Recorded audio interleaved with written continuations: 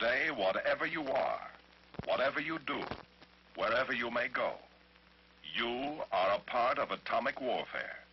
It involves you, personally, in laboratories and in the field, in little-known places and ways. Units of the defense establishment of the United States are learning to work with atomic weapons, learning to strike, learning defense against the effects of atomic weapons. Blast, heat, light, radiation. Military units work continuously with the laboratories of the Atomic Energy Commission and their new weapon ideas. The services devise handling equipment and techniques that are practical, and delivery methods that are deadly under any and all conditions of weather and warfare. 13 minutes from now, this airplane is going to drop an atomic bomb on your country. You will see it happen. You will know why. This is the record of military participation on an atomic test. Their objectives, their experiments, their results.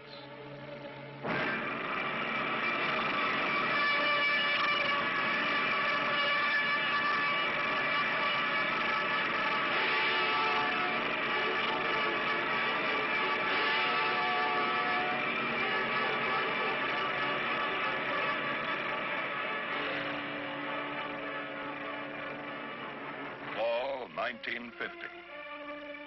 A fierce international war rips through a small country on the North Yellow Sea called Korea.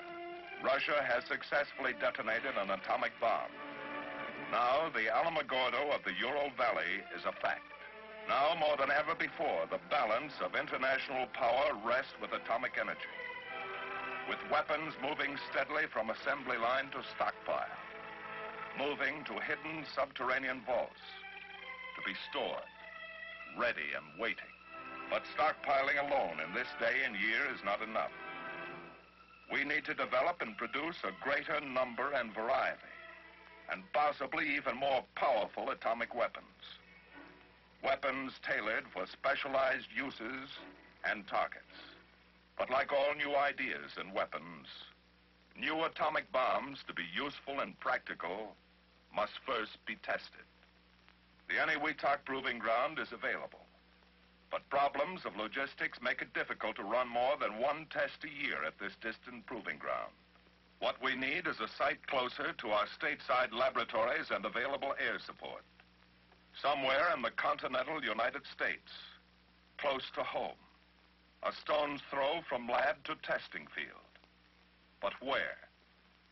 For a long time, as a matter of fact, ever since Trinity, men from Los Alamos had been eyeing the great barren stretches of the Southwest. This region, for the most part, fits the bill. Isolated from centers of population, with favorable winds, with the necessary consistency of soil and formation of earth strata below. And so beyond a World War II training base, to the north of an early-day Nevada stage stop called Indian Springs, 65 miles north and west of Las Vegas, an atomic range was established. A test site of over 400 square miles of flatbed valleys, mingled with mountains of solid rock, whose veins once colored history with gold and silver. A range remote from civilization, isolated, forgotten as the names of the men who once made their fortunes here. 5 times in the pre-dawn hours of January 1951, this long countryside came once more into international focus with Operation Ranger, the test of 5 atomic bombs. 5 successful airdrops that saved the weapons research program months of time, considerable money, and helped Los Alamos prove the radical new idea of small atomic bombs. Soon after Ranger, another use at the Nevada test site was apparent. This was a chance for the military to get more information on the effects of atomic weapons, vital facts. For what good are atomic weapons without full knowledge of what they can really do, and how we can be protected against their effects? The job of coordinating all military tests and supporting the AEC program at the Nevada site has been assigned to Special Weapons Command, a command that had successfully supported Ranger and has been in working contact with the AEC, as well as with all military units engaged in atomic research. So today, we in the armed forces have a test range close at hand and the opportunity to watch and note the effects of the atomic bombs to be detonated on and in and above Nevada soil. The armed forces are a full partner in the atomic test for the fall of 1951, Operation Buster Jangle. And to take full advantage of this opportunity, we have a program of experiments and operations to seek out the answers of atomic warfare. Nevada Test Site. Baker shot, -1 day. For the first time since the era of ZI atomic testing began, we in the military have a full-scale program to answer the questions a military man must know about the basic effects of an atomic explosion on his material and equipment. Along the blast and thermal line, men of the various programs begin the job of placing their test equipment. Precisely arranged at predetermined distance from ground zero, men from the Corps of Engineers set up panels of plastics, paints, and coated fabrics, samples of various materials, tent cloth, inner and outer clothing, standard and impregnated materials. Lucite spheres built to represent a human torso in depth and density are located at 5 stations 2,000 to 8,000 feet from ground zero. Film and crystal dosimeters at varying depths within the spheres will measure ionization produced by gamma radiation. Foxholes become a priority project. Open and closed foxholes are spaced from 100 to 2,200 feet from zero. Protected and unprotected structures for the individual soldier are instrumented with film packs, gold foil, and sulfur samples to record gamma and neutron dosage. How and when materials ignite has been tested in many ways, but never before like this. Trays of typical refuse from the forest floor, like leaves, twigs, and pine needles, are to be exposed. We want to find what thermal energy levels will ignite these materials, what effect the blast winds will have on continued burning. What could we expect if enemy bombs were dropped in our forests? Fresh limbs of trees and dry logs should help answer our question. Kirtland Air Force Base, 1600 the afternoon before the first airdrop of the operation. This is not a test of new loading or drop techniques by the Air Force. Every man, every piece of equipment, every technique has been thoroughly proven during many months of practice runs on everything from uncrating the test units to dropping them on test ranges.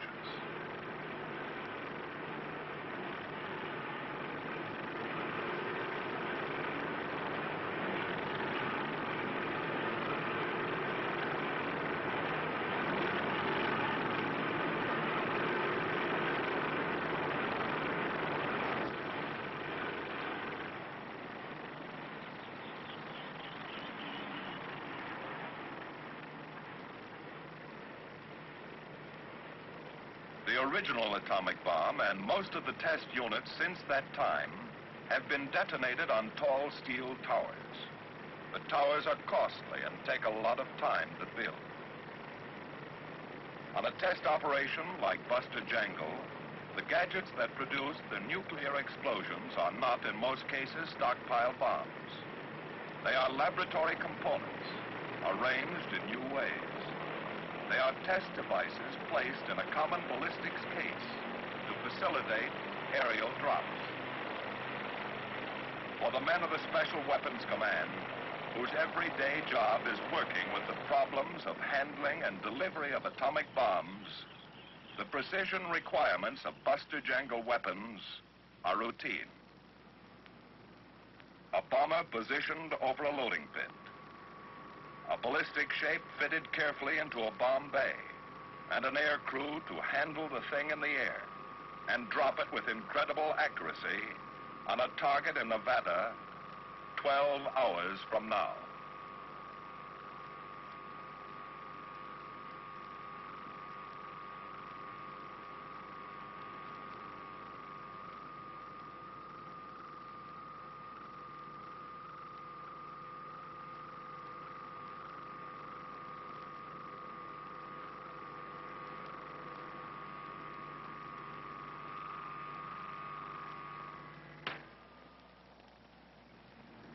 The bomber ready, it moves off to wait its takeoff time under double guard.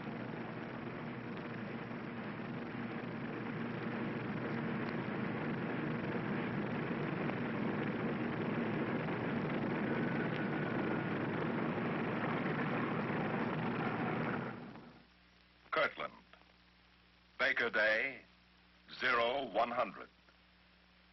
Weather and operations briefing for air crews that will be entering their H-hour orbits in Nevada by sunrise. 3 hours from now.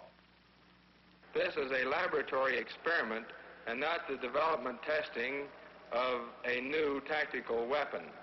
H-hour is 0700 Pacific Standard Time. In addition to Rosebud, the drop aircraft, there will be 17 other aircraft in the vicinity at H-hour. Therefore, it is highly important that each aircraft commander adhere strictly to his briefed flight plan and orbit pattern. This is necessary in the interests of flight safety and so that each aircraft will be in a proper position to get his required data at H-hour. Due to the number of aircraft in the test area and the many necessary transmissions which will be occurring, it's necessary that you keep your transmissions to an absolute minimum. Know what you're going to have to say.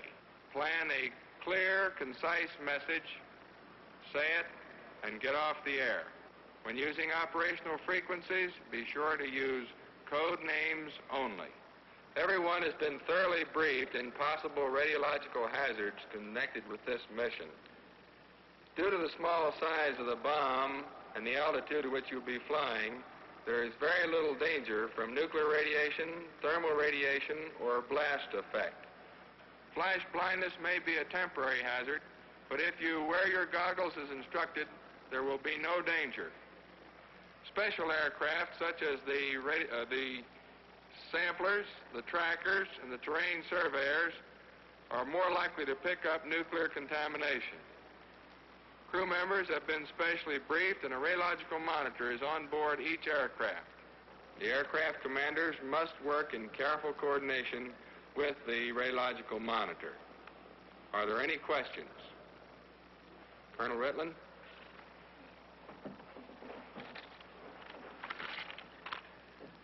Gentlemen, the series of tests we are participating in today are unique in that this is only the second time that atomic bombs have been dropped within the continental limits of the United States. The general public and important people in our national structure will be focused on what we are doing. It is therefore particularly important that we produce an excellent mission. Within this operation, we have project officers and aircraft from the United States Navy and 7 Air Force agencies. You have been placed under my operational control so that we can be brought together to accomplish the mission as efficiently as possible. Each crew has been thoroughly trained in the technical aspects of your mission. This morning we have had a complete operational briefing for today's mission.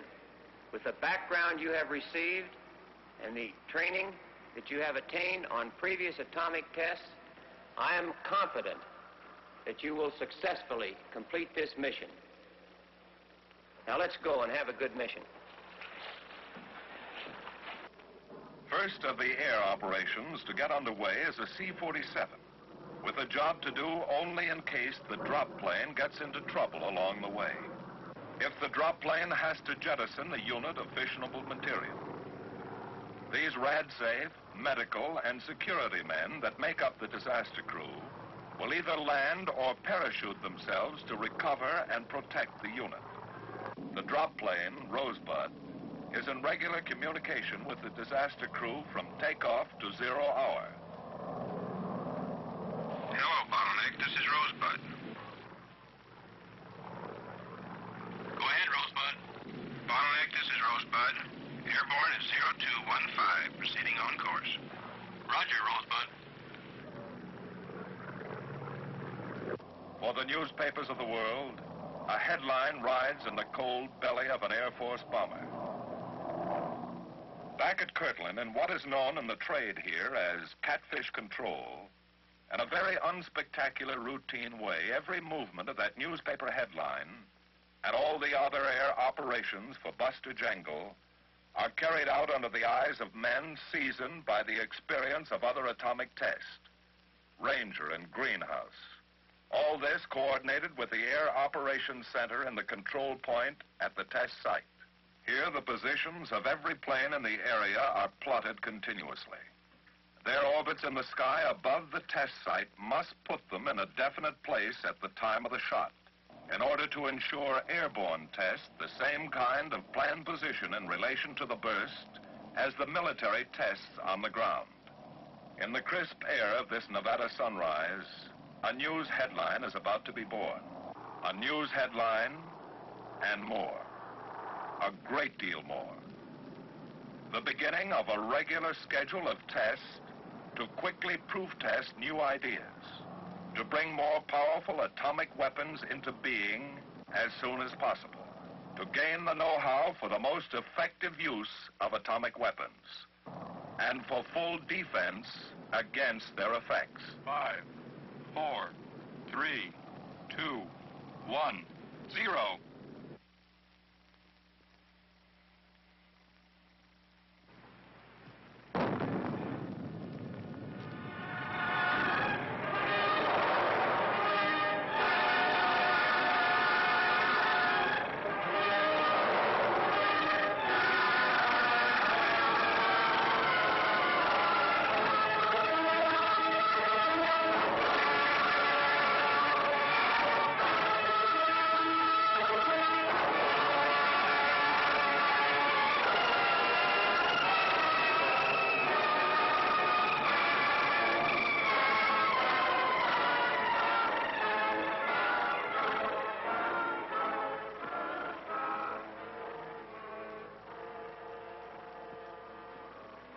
While the rumbling echoes of the Baker blast still race across the Nevada countryside, the first radiological safety monitors leave by helicopter to survey the radiation levels in the target area and around the test setups. As their reports come back that the area is temporarily clear, the military effects people can move into the blast area to recover their samples. The Forestry Service men find the once solid log has become but a shadow, nearly vaporized by the great heat. The trays of forest fuels present an interesting pattern. Some gutted by fire, others virtually untouched. The paints, plastics, and fabrics have visibly recorded their response to blast and heat. Some of the panel racks lie twisted and broken on the ground, while the sections of material show the effects of thermal burning. Charred and blackened bits of equipment will become valuable data after study by our technicians. Woods and metals of various designs form the basis for a series of experiments on the geometry of thermal burning and their effects on backing material. So the Military Effects Test Group remains a vital cog in the machinery of atomic testing. Charlie Day, H minus 12 hours. We in the Military Biomedical Group begin the task of readying our test animals. These are the standard animals we work with daily in our laboratories. Knowing and working with them, we find that in many ways they are affected very much like humans when exposed to an atomic detonation. So these are our instruments, perhaps the most delicate of all instrumentation used during atomic tests. We completely anesthetize them for their mission at each hour. Our objective here is to correlate laboratory and field testing and determine the reliability of knowledge gained in our labs. to extend our information on the effects of thermal and nuclear radiation on skin, lungs, blood, the muscular and nervous systems. We can apply this data to the response of humans under similar conditions.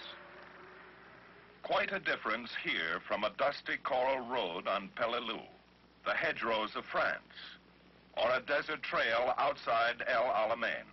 But beneath this desert floor in Nevada lies a minefield. A full variety of mines are buried here to give us much-needed information on the effects of an atomic explosion on emplaced mines under combat conditions. At Kirtland, another test device is loaded aboard its special transport, Rosebud. Not a weapon, but a theory. An idea in a ballistics case. Another step in atomic energy enterprise. Perhaps another way to increase the yield of the stuff atomic bombs are made of. The test site ready, the valley where the tall mushrooms grow is left to spend the night before the shot, alone. Operation Buster Jangle, Charlie Day. How's the shoot check? Fine. Okay, sir. You gather around for briefing.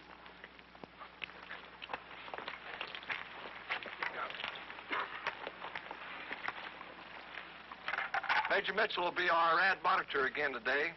Well, men, I would like to remind you that our primary mission this morning is to collect a sample from the cloud for laboratory analysis.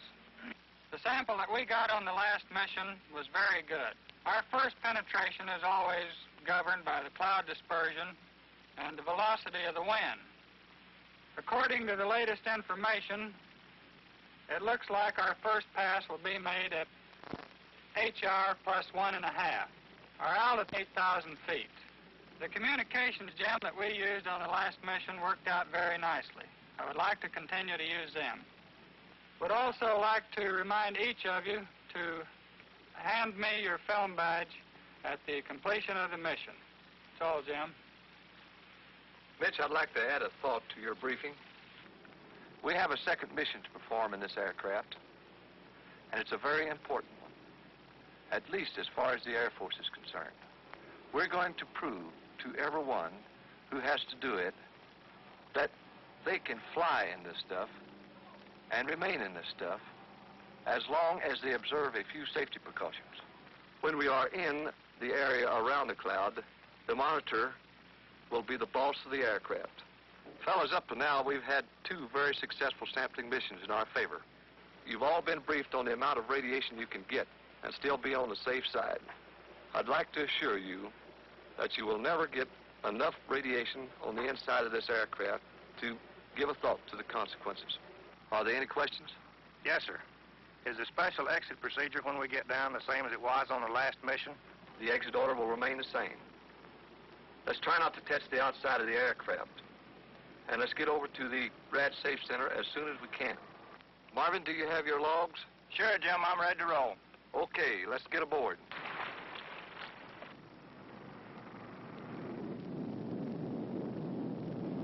Zero hour, minus 3 minutes. From the bombardier's seat in the drop plane on its final run, we can see our target. The minefield line lays along our course, stretching east from ground zero. The blast and thermal line stretches out to the right, south, toward the control point. The military effects tests are ready. Airborne tests for the services are ready too. 9 miles to the south of ground zero, a C-54, codename Starfish, flies a course parallel to the drop plane. This is an airborne laboratory with a staff of doctors to test the effects of the bomb's initial light on the human eye. We want to know how to heal or cause the eye to return to normal after it has looked at a light that for a fleeting moment burns with 50 times the intensity of the sun at high noon. A variety of goggles and filter devices permit only certain degrees and wavelengths of light to reach the eye. The flash blindness experiment is ready. Below at the control point, other eyes wait. 9, and what? 7, 6, 5, 4, 3, 2, 1, 0.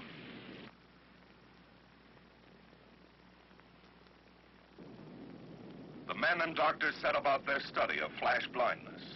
Out of this experiment will come considerable specific knowledge about protection and treatment for men of the armed forces and the citizens of their country. All of this even as the Charlie cloud continues to boil. As the cloud begins to drift and roam beyond the test site, high priority is given to the earliest possible recovery of some experiments and data, like the animals of the military biomedical experiments. When the okay from RadSafe is received, we move in rapidly to collect our animals. Time now becomes a most important commodity, for these are living, breathing beings. Although still completely out from the effects of anesthesia, they can only go so long without food and water.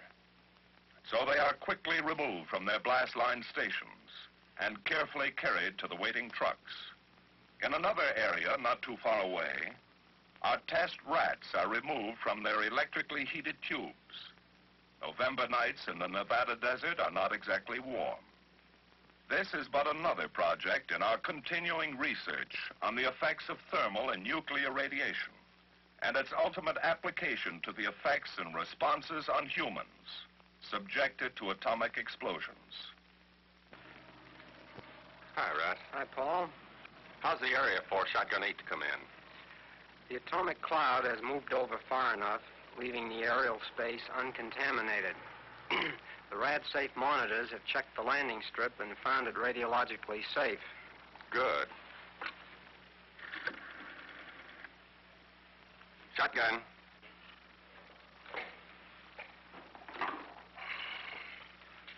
Shotgun, Wilson. The strip is clear for Shotgun 8 to come in. Roger. Area is clear. We'll dispatch Shotgun 8 immediately. Roger. Okay, Rivers, the area is clear. Go ahead and get your aircraft into the air. Report into Shotgun when you're passing the course. Roger. At the minefield, project personnel are returning with their monitor to recover and replace their mines. We hope that many questions will be answered for us about the bomb's effect on known types of U.S. and foreign mines, and countermeasures that can be perfected to ensure operational mines under all conditions. Offensively or defensively, the information gained here will play a vital role in future tactical situations. Shortly after recovery, the dogs, with their protective jackets removed, are snug in metal cages. They're on their way to meet Shotgun 8 for the trip by air back to their home laboratories.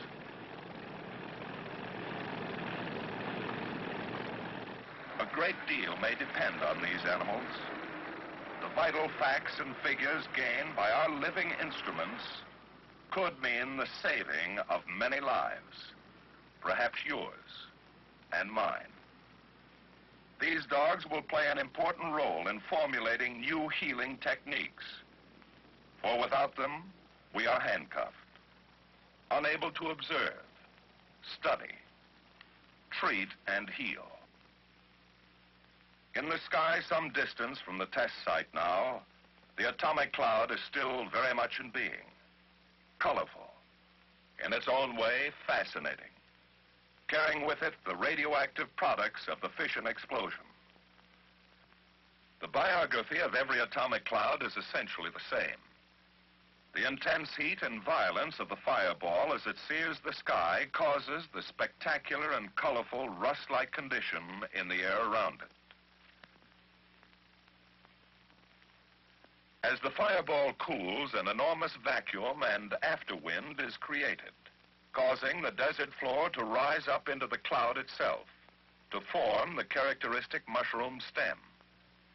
The cooling also sets up a rapid condensation in the air around the fireball that sometimes produces layers of ice crystals, literally an ice cap.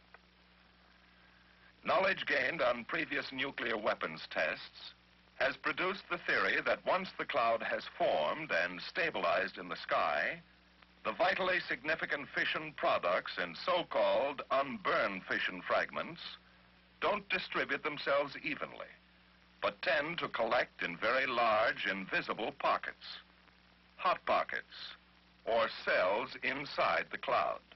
The particles that are suspended in these nebulous cells indicate many things that happen inside the bomb, as well as the efficiency of the fission reaction. So attempting to locate the cells and collect samples from them is a mission of the highest priority. Airborne by the winds, the cloud soon shears and spreads thin over an increasingly wide area. The radioactive cells become less concentrated, each one sometimes stretching over many square miles. They can't be seen, but will readily tip their radioactive hand to airborne detectors. Drone B-17s collected samples of the atomic clouds on Crossroads in 1946 and Sandstone in 1948. But on Sandstone, a manned aircraft accidentally encountered a good sample while tracking one of the atomic clouds. For Operation Ranger, all of the cloud samples were collected by manned aircraft.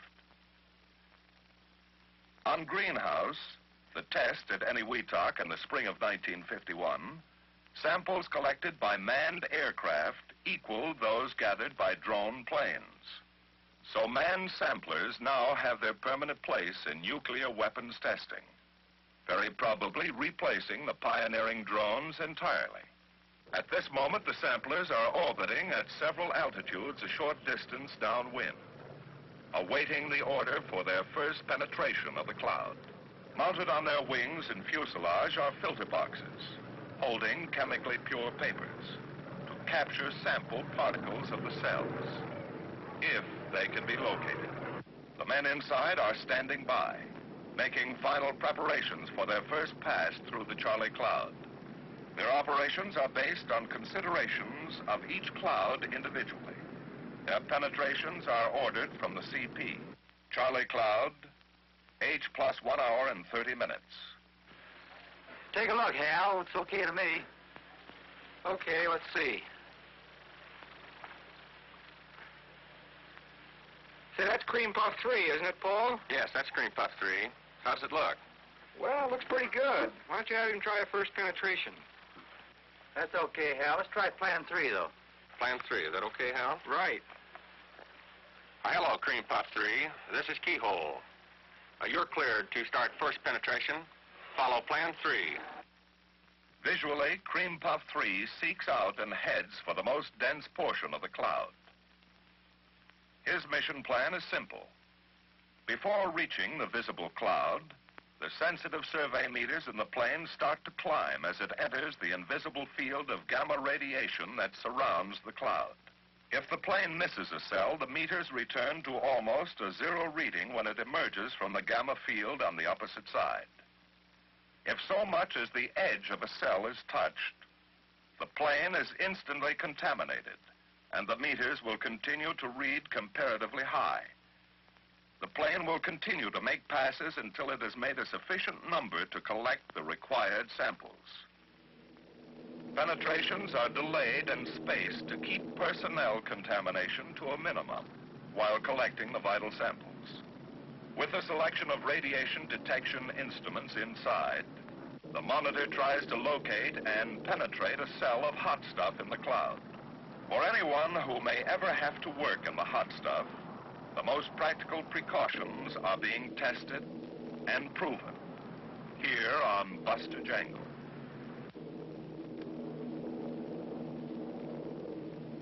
Keyhole from Cream Puff 3. First pass at Fox Jig. Peak at 600. Cream Puff 3, this is Keyhole. Proceed with your second pass. After an atomic cloud sampling mission, the skin of an airplane is highly radioactive. Buster Jangle has provided further opportunity to proof test several solutions to the problem of a short and easy method of cooling off contaminated equipment. RadSafe monitors keep a regular check on the planes. In a few hours, the plane can be sprayed down with a special detergent known officially in rad-safe circles as gunk. On earlier atomic tests, such as Crossroads, decontamination of the sampler aircraft was an unborn science. The planes were sometimes abandoned for many months to cool off in nature's own good time. The experience gained and the quality of samples collected by these planes in the course of Buster Jangle proved that jet aircraft can get the required samples with less personnel exposure. An aircraft that has become heavily contaminated from working inside an atomic cloud can be cooled off, made radiologically safe, and ready to fly another mission in 24 hours.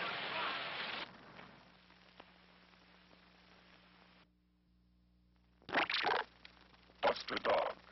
There is a continuous flow of information into Weather Central at the control point from all over the world, by wire, by teletype, by facsimile. The weather story is continuously written and revised on a global scale.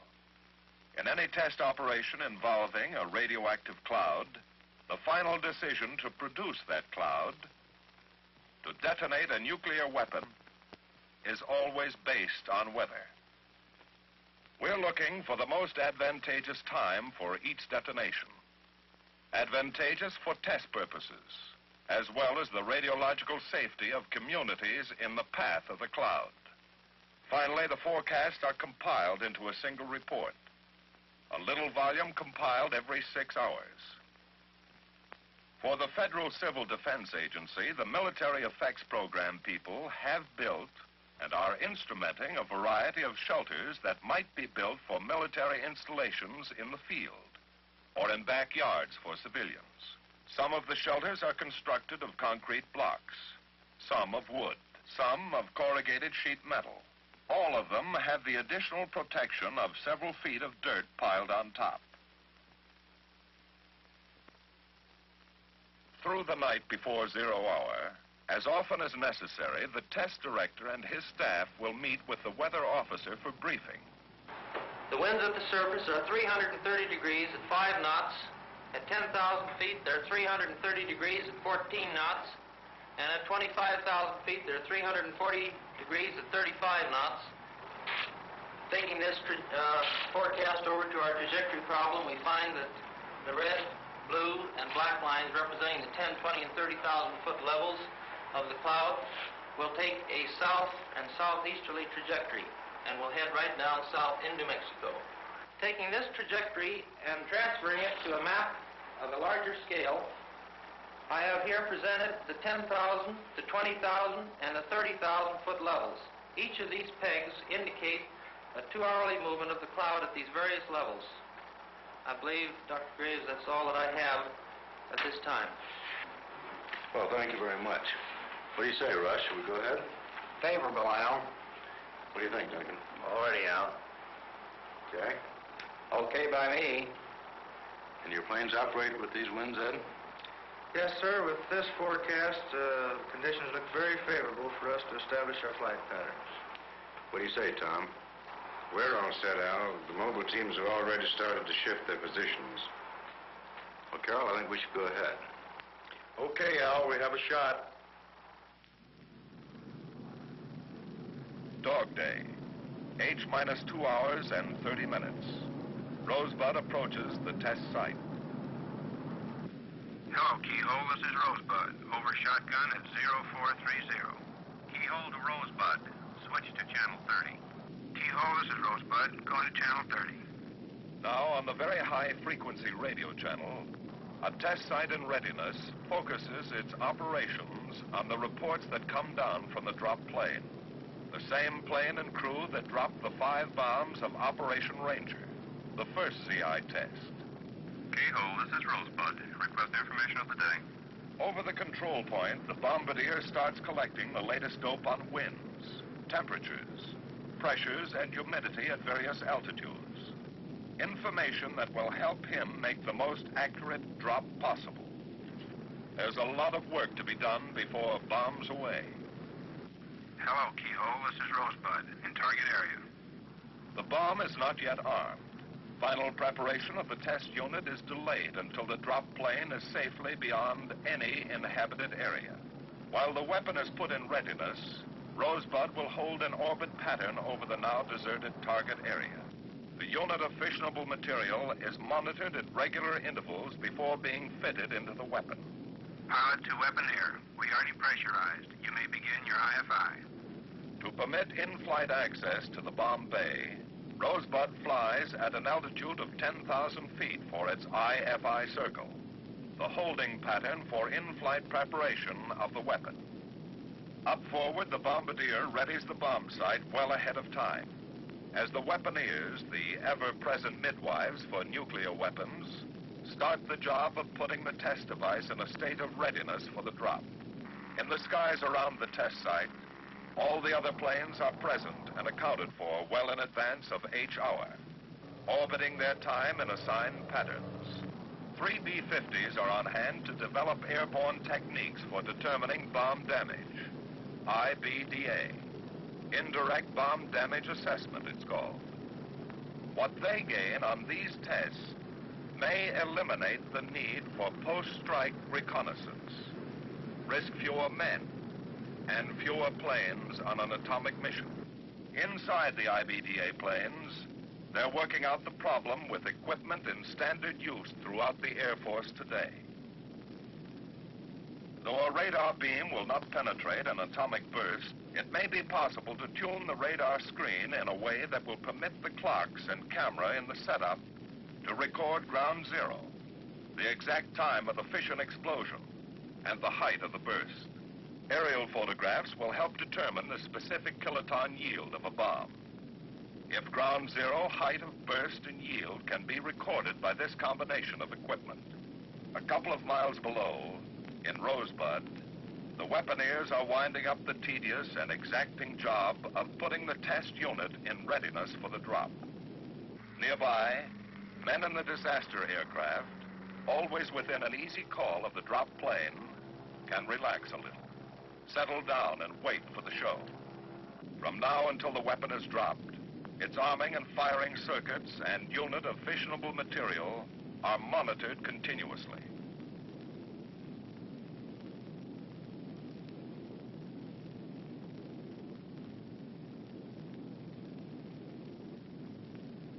Pilot the engineer. Give us a climb power setting, please. Rosebud is pressurized once more and climbing for the job to be done at altitude. Tadpole 1, this is Rosebud. Go ahead, Rosebud. This is Tadpole 1. Request winds at altitude. From the IBDA aircraft upstairs, the bombardier gets the word on winds and weather at bombing altitude. An hour and a half later, after 3 trial runs at altitude to establish the track it will make over the ground for the bomb run, Rosebud nears the end of the base leg of its final pattern. Get ready to turn in 5 seconds. 4, 3, 2, 1, turn. 4 miles below, the experiments and observers at the test site sweat out the final bomb run. Bombardier, would you open the bomb bay doors, please? Level. Minus 15 seconds. Get ready. The entire operation now waits on the skill of this man.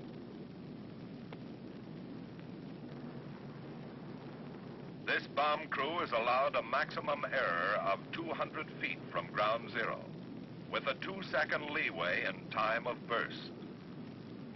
Level.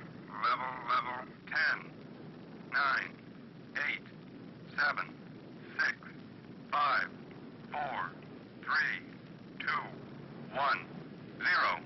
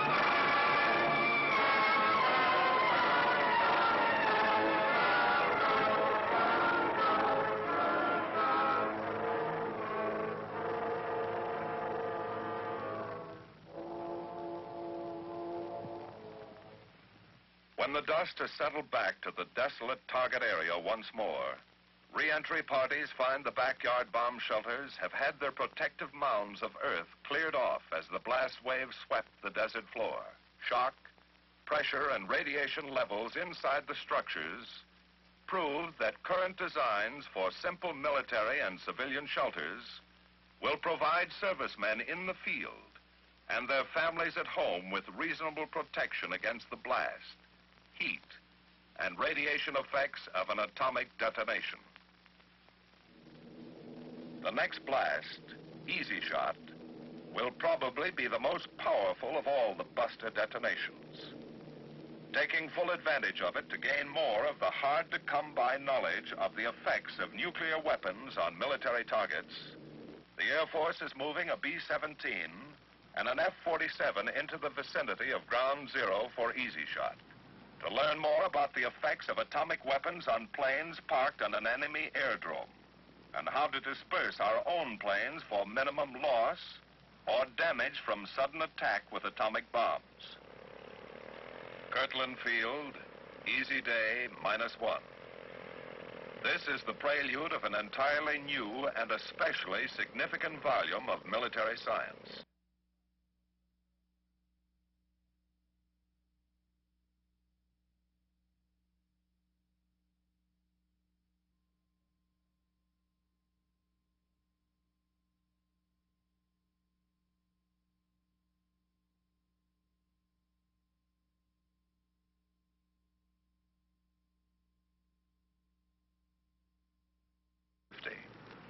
So this will be the first live nuclear weapon in history to be dropped from a jet aircraft.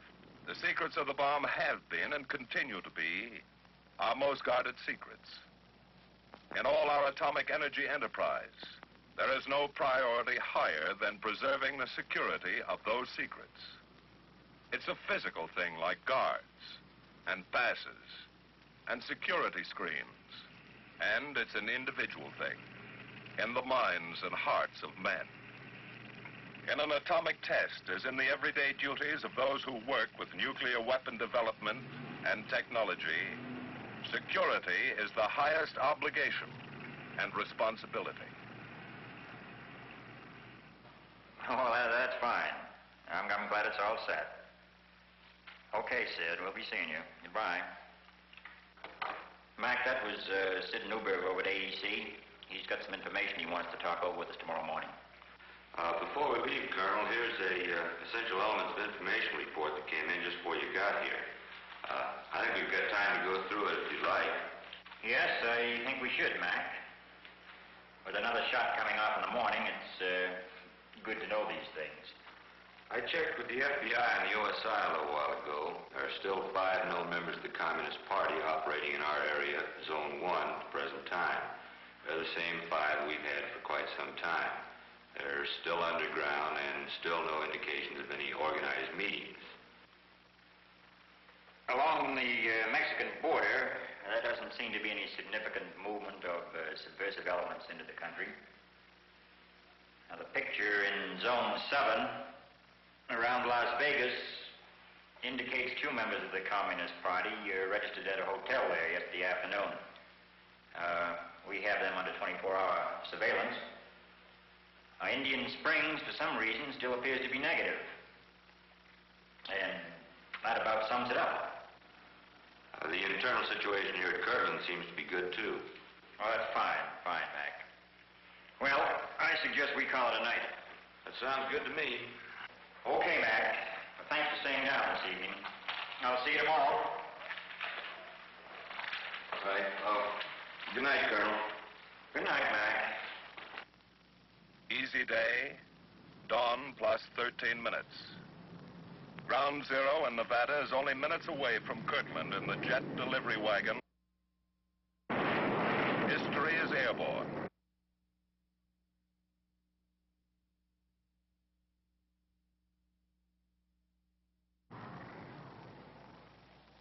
As the B-45 heads out of the Albuquerque sunrise, the air crews at Indian Springs get their pre-takeoff briefing, a final time hack, then make their now routine way to orbit patterns in the sky, to sweat out the last detonation of the buster phase of this operation. 0 hour minus 30 seconds. B-45 Rosebud is on its final run to its target and to history.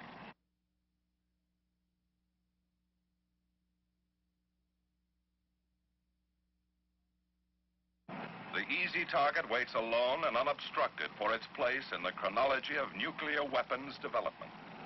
The military effects tests are ready once more for their individual H hour.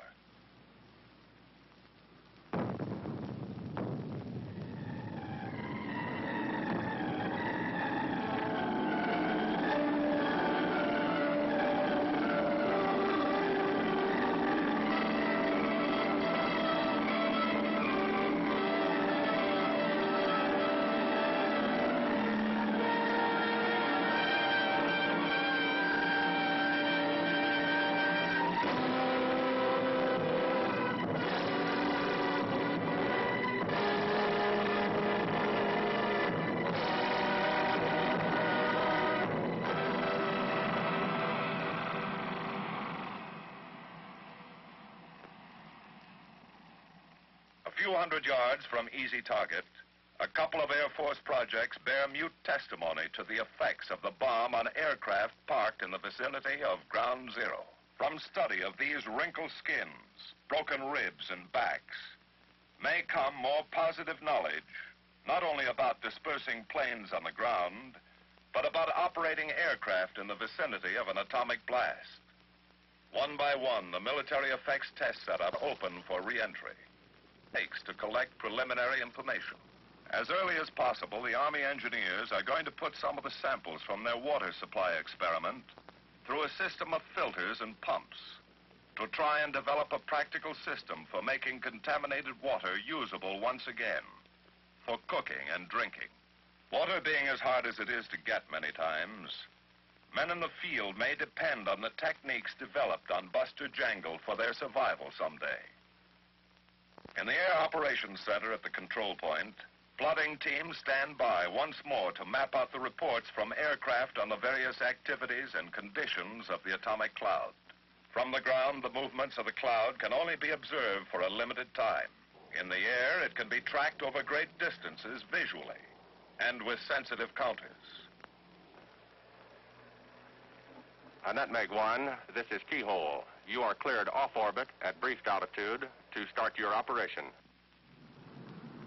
The tracker flies a crescent orbit around the leading edge of the cloud at a horizontal range of about 20 miles. As with each type of air operation, there are several trackers flying at different altitudes, keeping track of the different layers of the cloud as it shears and moves with the winds of different direction and speed. Inside, ultra-sensitive ion chambers and scintillation counters maintain a continuous fix on the cloud. This kind of work will help make future predictions of cloud shearing and movement more accurate and provide the Weather Service with a means of studying wind currents and dispersion that was never before possible. Regular 10-minute reports are sent to the radio operator, who relays it to the plotters at the control point. Flying now beyond the range of the special very high frequency channels normally used for communications on Buster Jangle, the message goes by key to the decoding operator in the Air Operations Center. Keyhole from Nutmeg 1, Able 1, Baker 8, Sugar 35, Charlie 101, Dog 0, Easy .1, Fox 240. Information reported by the trackers also helps civil and military authorities throughout the country determine areas and altitudes in the path of the cloud that should be avoided by their own air operations. King 24 knots, love negative. Nutmeg 1 from Keyhole. Roger, you're Able 1. Here's our first report.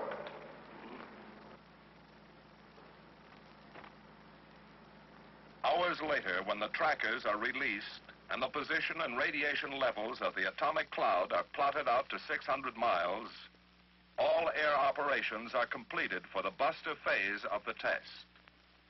The night following Easy Shot is only an interlude. Tomorrow, the people at the Nevada test site move in force to prepare for the Jangle phase of the operation. Never before have the armed forces had a site of their own and nuclear weapons to detonate as they wish. Never before has an atomic bomb been detonated on the surface of the ground or deep in the earth itself. One of the big questions that may be answered by the Jangle phase of the operation is the value of including contact or penetration weapons in our atomic stockpile. We have 2 nuclear weapons of our own test site, installations, and programs, formulated over a year and a half by the Armed Forces Special Weapons Project under the code name of Windstorm.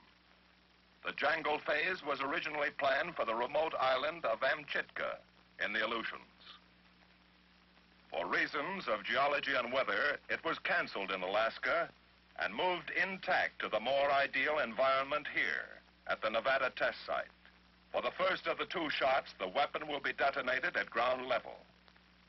The second will be placed 17 feet below the surface and covered to simulate the conditions of an actual ground penetration. A weapon detonated on or in the ground will undoubtedly produce a shock wave in the earth itself. But how much? How far?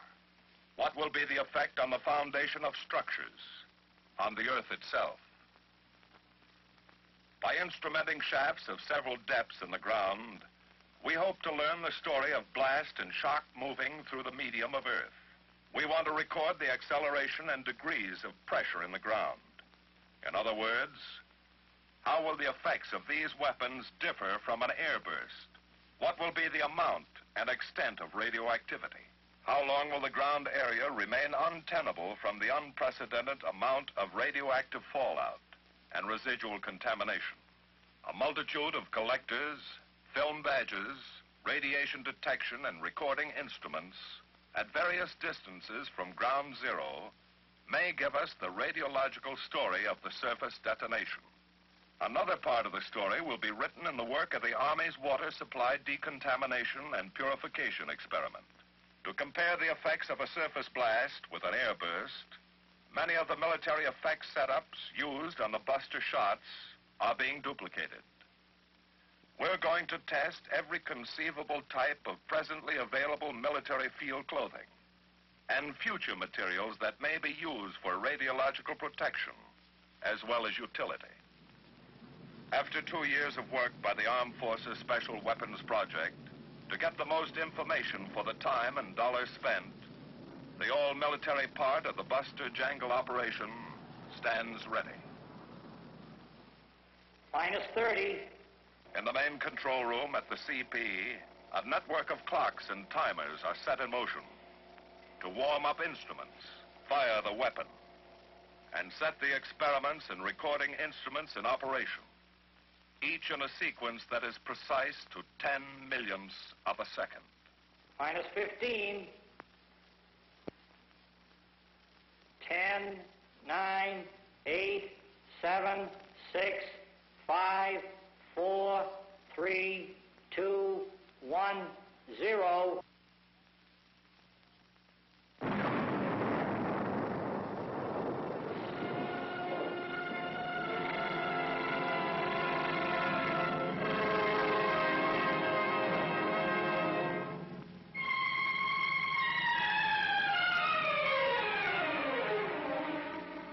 Rocket smoke trails form a grid in the sky to help us measure free air pressure.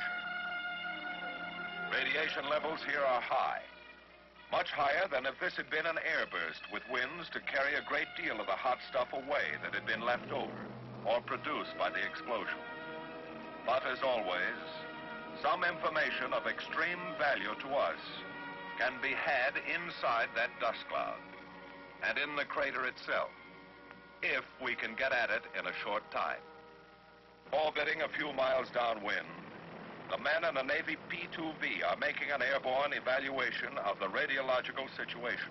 They're working with all manner of devices to help develop easy and quick techniques and equipment that an airline transport or military plane can use to detect and stay clear of an atomic cloud. Like so many of the military tests, this is a continuation of experiments started on Greenhouse. Before the tons of Earth, suspended now in the sky, settle back to the desert floor, they're going to make some low-level passes directly over the bomb crater and drop instruments by parachutes. Hello, Pelican 1. This is Keyhole. You're cleared off orbit to begin instrument drop. Over. Roger, Keyhole. This is Pelican 1 entering area.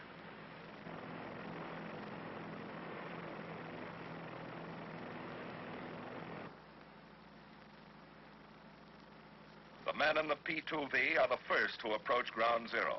With their instruments, they will record the first chapter of the radiological story in the target area and bomb crater. Instruments are parachuted into the area, which send back to the men in Pelican 1 a telemetered signal of their findings. The answers to radiological questions from the interior of the dust cloud that still hides the crater from the eyes of anxious observers. In a little while, ground monitors mark off the outer limits of personnel re-entry to the blast area and the distant surface shot crater. But there are some samples of soil from the fringe and interior of the crater that will be of the greatest value if they can be gathered up before they run the limit of their radioactivity. The eyes of a few men are going to get a close view now of this hole in the ground that once was ground zero. To make this possible, Army weasels, drone weasels, are warming up now for a sample collecting trip into the crater area. Sample gathering by remote control, observed and accomplished through the use of television. Mounted on the front of the weasels are compact television cameras that can be made to move in any direction, like the weasels themselves. One of the drones is fitted with scoops on the front, which will, hopefully, return filled with Earth samples from the crater area. They travel their own private road from the remote control station to the mound of Earth that circles the surface shot crater. The other weasel has a drill bit mounted on the back, which will be doing some remote-controlled digging for sample cores of the crater.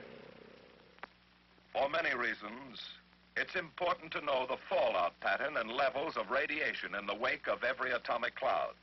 To get the information that makes up the radiological picture of the terrain and the path of the cloud, the survey planes fly at very low altitude, about 600 feet above the ground, back and forth across the path of the cloud.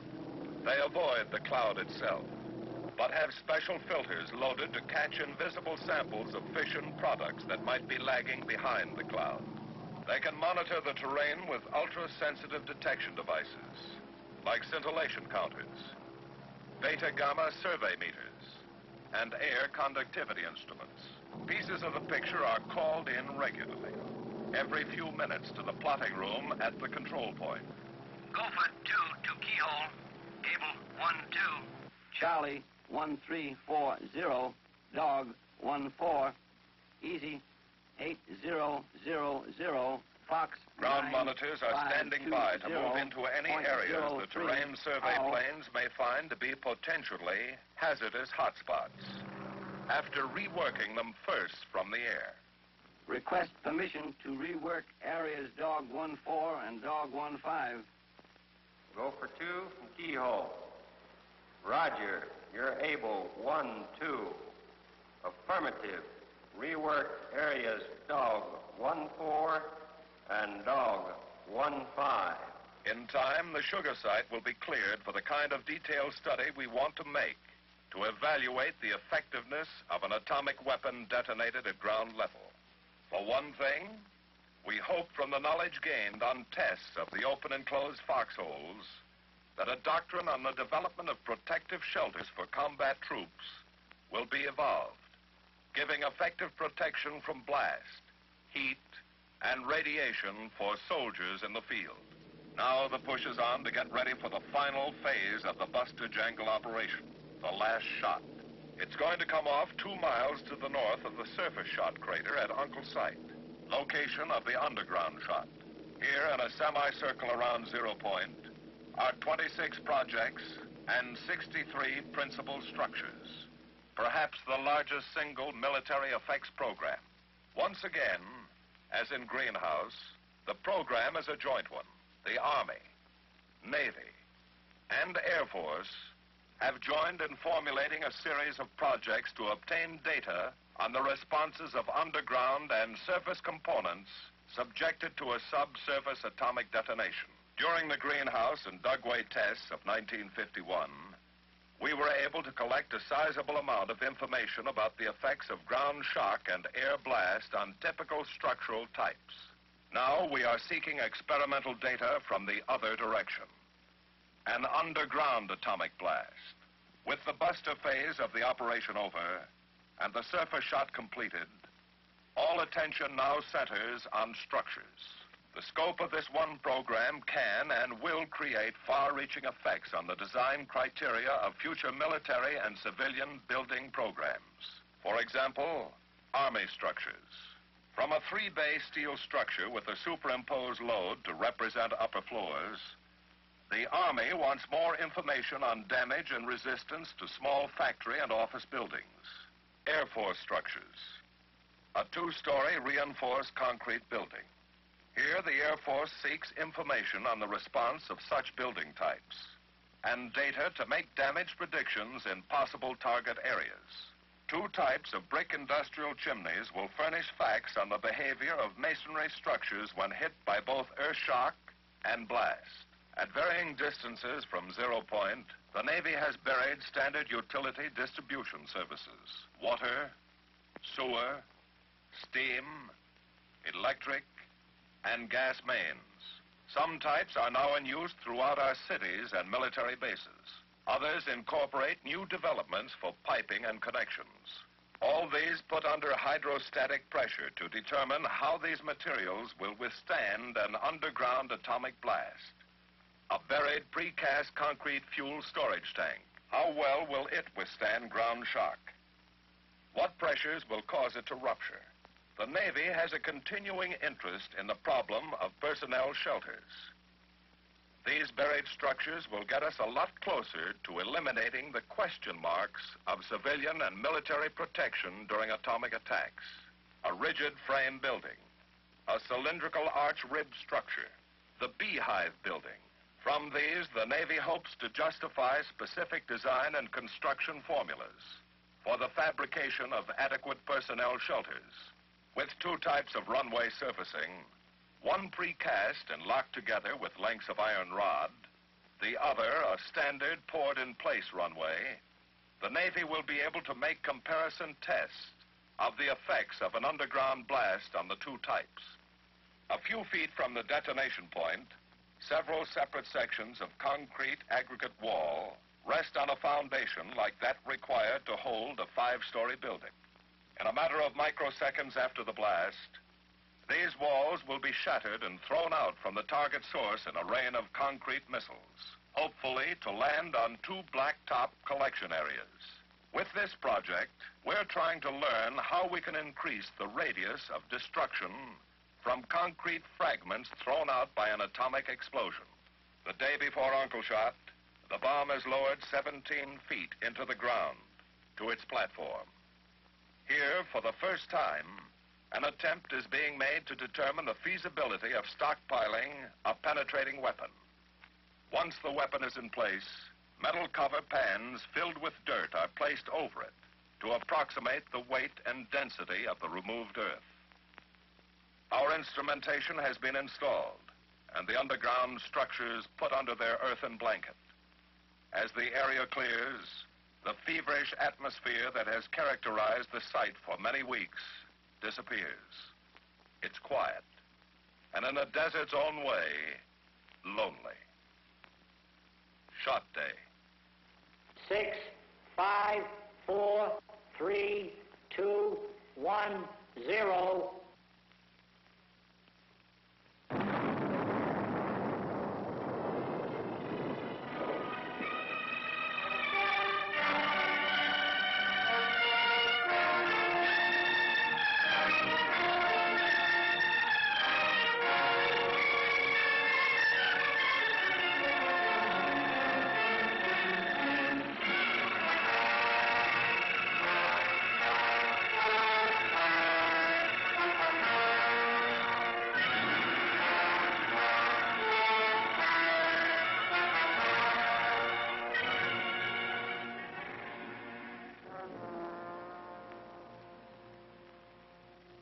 Once the flash and dust of the underground shot becomes a thing of the past, and it drifts far away from the ground zero crater, preliminary ventures are made into the area by monitors of the rad-safe group.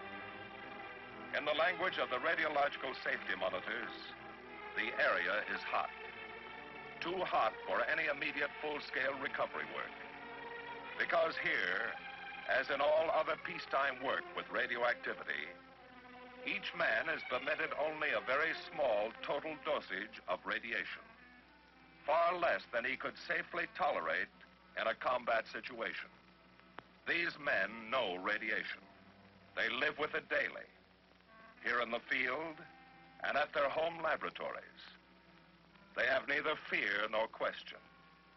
They just treat it with respect and observe a few simple precautions. Structures appear virtually untouched. Others are shattered and broken by the blast. The buried structures, of course, will remain as they are until we can return in full force to collect our data. For the time being, all we can do is be patient and wait for the radiation level to lower to a safe degree.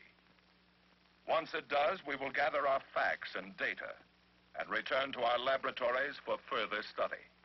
This is a continuing job, this business of atomic testing. The scientist never stops in his search for more efficient use of our stockpile material. We must never stop in our work for more complete knowledge about the effects of atomic weapons. We don't dare. Military effects testing will continue on all atomic tests, equipment, material, and structures. Whether destined for military or civilian use will be our test devices. A thorough knowledge of blast, nuclear and thermal radiation is our goal.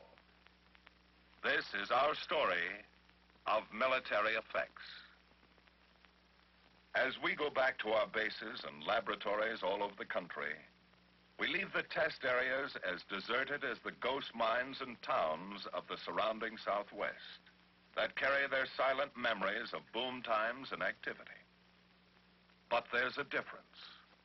This remote valley in Nevada is going to come to life in history again, several times a year. There's much to be learned. Our job here has only begun. We realize this even more when we get back to home base with our instruments and data, and have the time to study the results of Buster Jangle and evaluate the next set of military effects programs, and the next, and the next. While some of us in the Army, Navy, and Air Force start to work on future atomic tests, some of the rest of us are helping the Atomic Energy Commission develop the ballistics for yet untried weapon ideas, making them compatible with military equipment, devising and refining the equipment and techniques for ground handling of weapons before they have been proof tested, and grinding a polish into techniques for dropping these new atomic weapon ideas, sometimes using equipment for delivery that is standard today, and sometimes working with both the weapons and delivery wagons of the future, so that when they have been proof tested by the Atomic Energy Commission, the armed forces will be ready with the know-how to put them into immediate use, combining this knowledge and confidence with the experience gained in operations like Buster Jangle in working with the effects of atomic bombs, knowledge for the deadliest kind of atomic strikes on enemy targets, and experience for effective defense of our own cities and military installations, making the defense establishment of the United States a little stronger every day.